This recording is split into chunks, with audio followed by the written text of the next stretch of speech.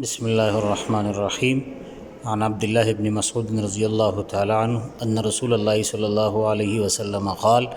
نظر اللہ امرأ سمع منا حدیثا فبلغه فرب مبلغ او احفظ من سامع۔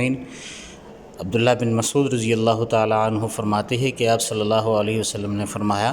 اللہ تعالیٰ تر و تازہ رکھے وہ شخص جس نے ہم سے حدیث سنی پھر اس کو یاد کی اور دوسروں تک پہنچایا،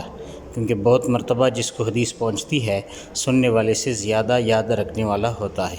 امام ترمذی نے یہ روایت نقل کی ہے، حدیث نمبر 2657، ابن ماجہ 232 اور امام احمد رحمۃ اللہ علیہ 4157۔ اس میں رسول اللہ صلی اللہ علیہ وسلم احادیث کی یاد کرنے اور آگے پہنچانے کی ترغیب دیتے ہیں،